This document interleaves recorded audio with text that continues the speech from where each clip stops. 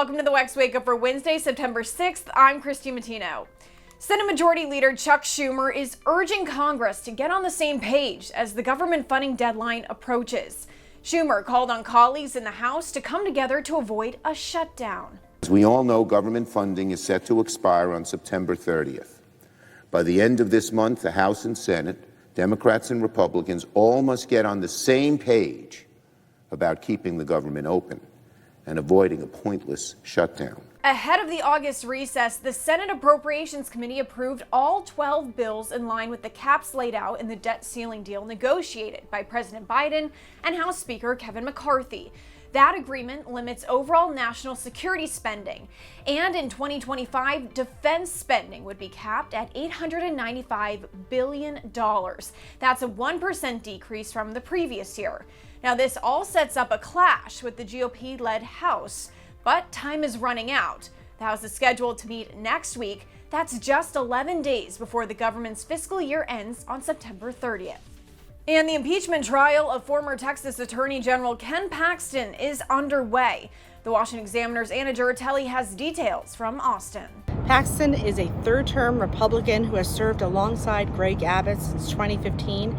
He's known for leading the national fight among red states who are suing the Biden administration over a slew of policies that have been implemented since 2021. But on Tuesday, the Senate's 31 members gathered behind me to hear the initial arguments about whether Paxton is guilty of corruption and a slew of other charges. Attorney General, how do you plead? Your Honor, those are all untrue.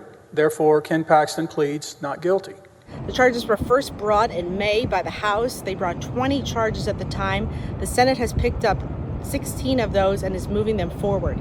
And House Oversight Committee Chairman James Comer is calling Biden's investigation one of the biggest political scandals of his lifetime. We've been obstructed at every turn, not only by the Biden attorneys, but also by the Department of Justice, by Homeland Security now. We've been obstructed by the media. This could potentially be the biggest political scandal in my adult lifetime. On Tuesday, Comer subpoenaed Homeland Security Secretary Alejandro Mayorkas and Secret Service officials over allegations the Justice Department tipped off Hunter Biden's Secret Service detail and his father's transition team to an interview investigators wanted to conduct for their criminal investigation into the president's son.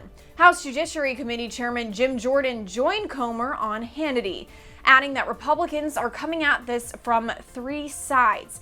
He's referencing both his and Comer's committee investigations, as well as House Ways and Means Committee Chairman Jason Smith's work. Once you actually pass a resolution that says we're in that phase of oversight work, our constitutional duty, then the courts have been much more willing when you have to go to court to get the information that Mr. Comer talked about we're trying to get. The courts have been much more willing to say, hey, this is a constitutional duty of the House of Representatives. If, in fact, they're doing impeachment, you need to provide those documents and those individuals for the depositions that they ask for. And that's the news on the WEX Wakeup. Be sure to follow us online and on social media so you stay in the know of all those headlines trending in politics.